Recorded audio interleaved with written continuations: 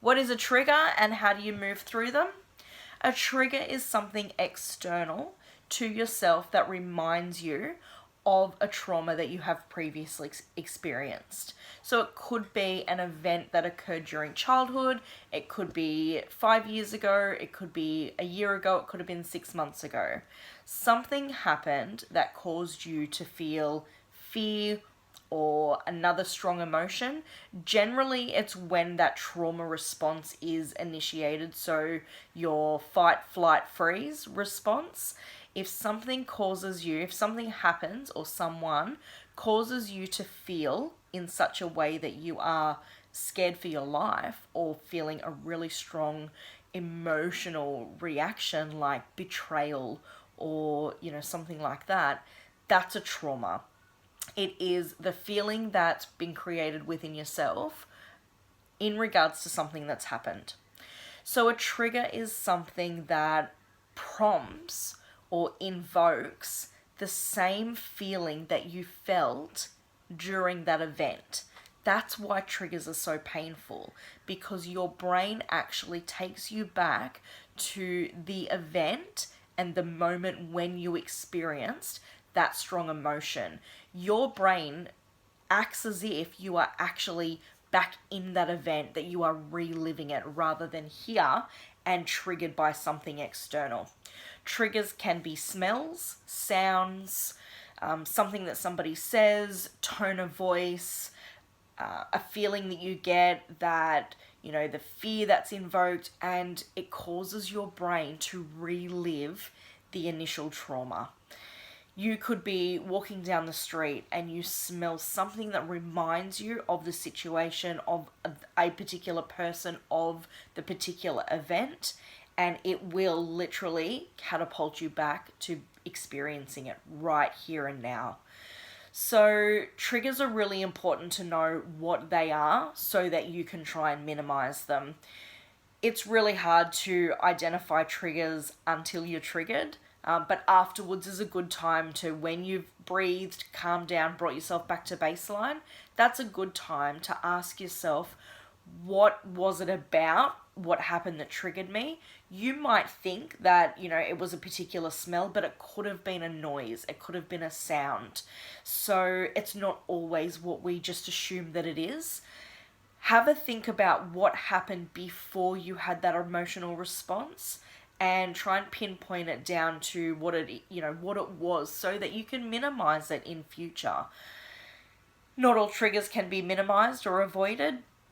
I can't always explain them through, so try and get into the habit of breathing. When you start to feel your heart pounding, your mind go foggy, you lose focus, you go into survival mode. A trauma response is when your body goes into survival mode. It is because your brain thinks that it needs to keep you alive. Your brain's job is to keep you alive.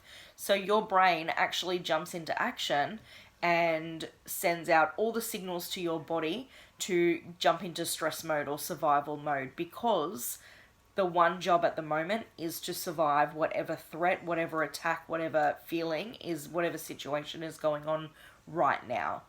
So when you have that trauma response, it's important to try and breathe and to really remind yourself that I am safe.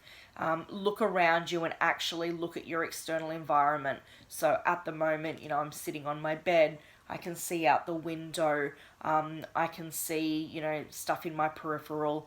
I'm watching the camera. Just try and whatever you can hear, if you can hear the wind, if you can hear traffic.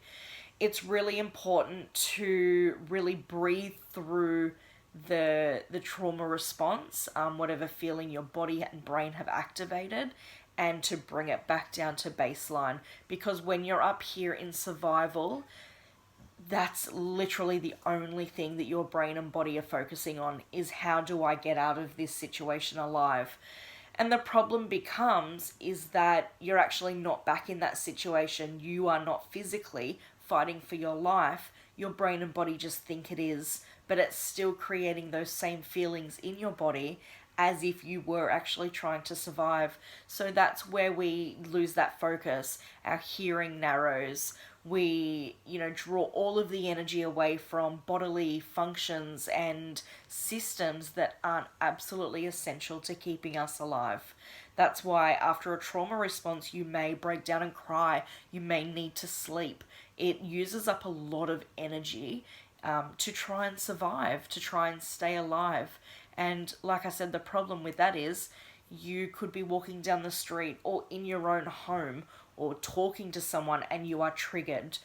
You are physically safe in that moment, but your brain believes that you are back experiencing whatever, violent, abusive, scary, frightening situation that was the initial event. So, my name is Lisa. I'm from Lisa's Sanctuary. I am a childhood sexual abuse and domestic violence victim, survivor, thriver. I share my experiences and I share my perspective because I'm on a mission to heal the world. I feel like that's a really huge mission at the moment. So, I'm just going to start with myself and my family and my community first and creating these videos.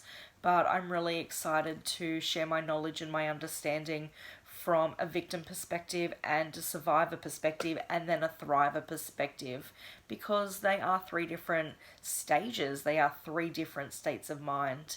And I'm really excited to share that with you. You are significant because you are, and I love you because you exist. Like, share, subscribe, check out my other videos, and I look forward to making an impact and helping you to heal and create a pathway from where you are to where you want to be.